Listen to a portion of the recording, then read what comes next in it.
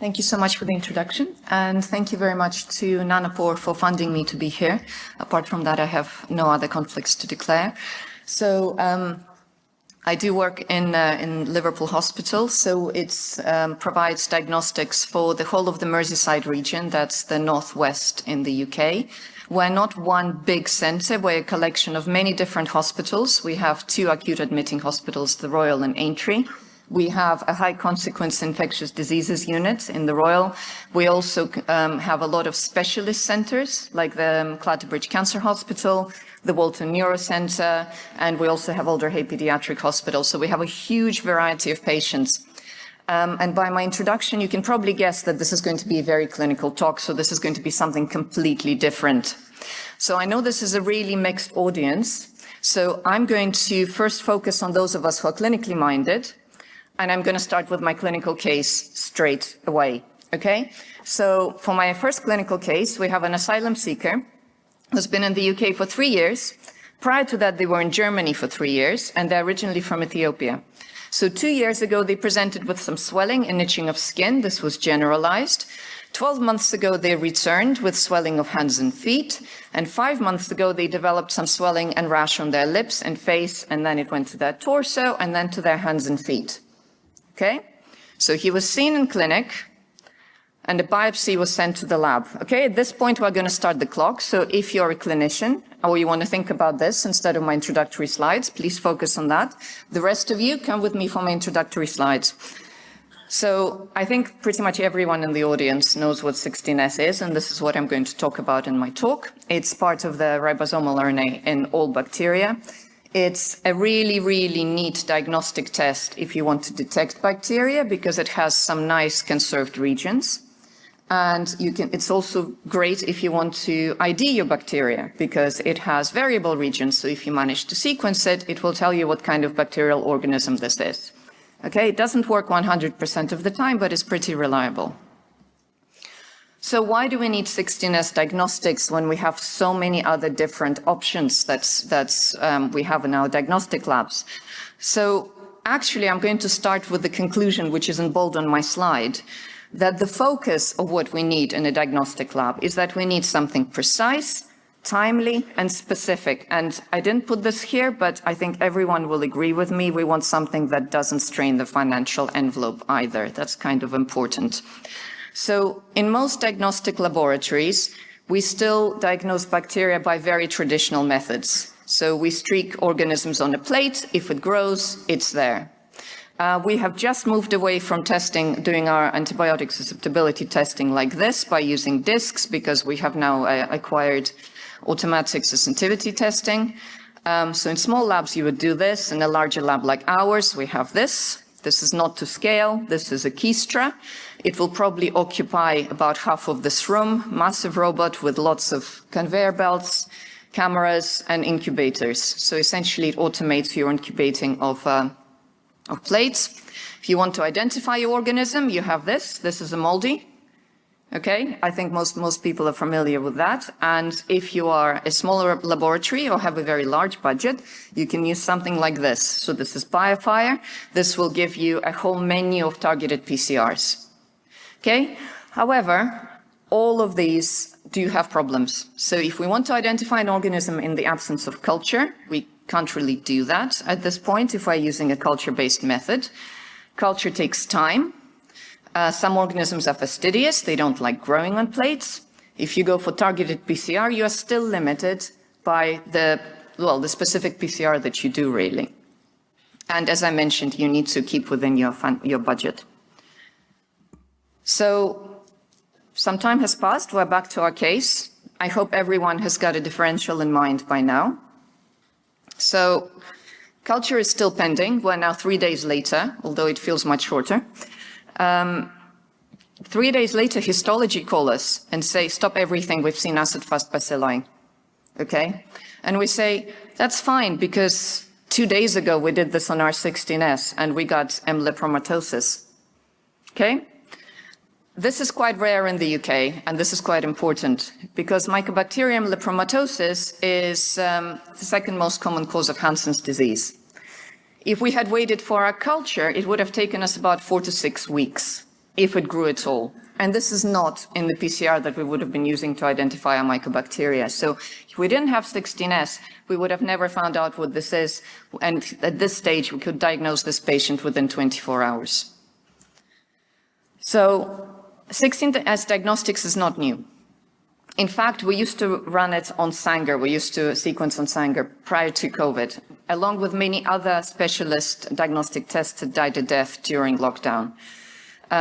It's chain termination sequencing. It has a shorter amplicon than what we would get on ONT. It had far longer turnaround times of about 7 days because we had to run gels before we could sequence, and it was a lot less sensitive. So when we decided to resurrect it with Oxford Nanopore because we wanted something faster.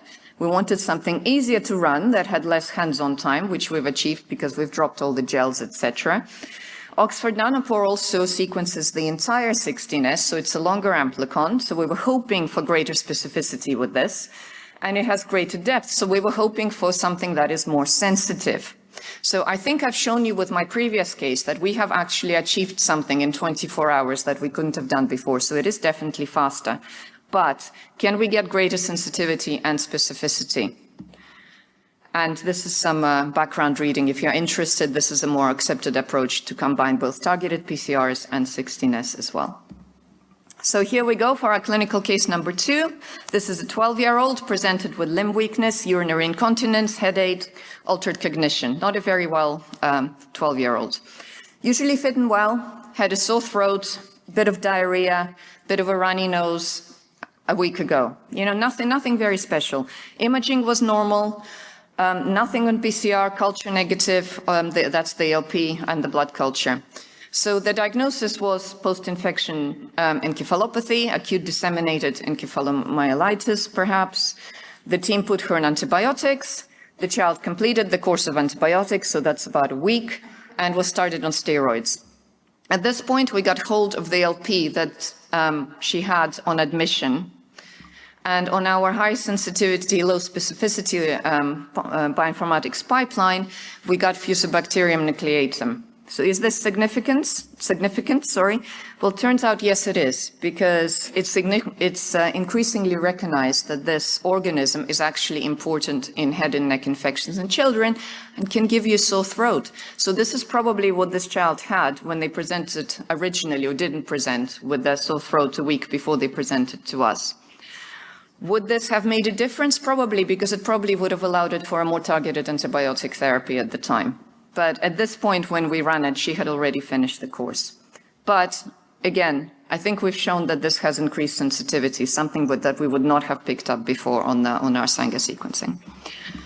Okay, for my third clinical case, we're going to look for increased specificity.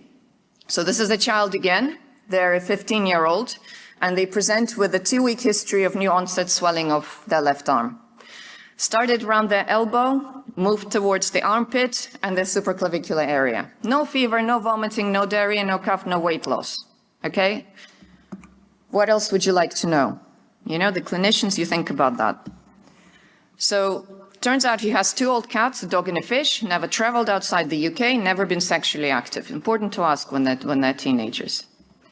So sample was sent for 16S for Sanger. Oncology was called in to review them because they had the large lymph nodes, and they were sent home on coamoxiclav for 7 days because it, treats everything. So the result came back, and it came back as Bartonella species. So as a slight interlude, I'm going to introduce you to Wally. Wally is this guy. In the US, he's called Waldo. He's got his stripy jumper and stripy hat.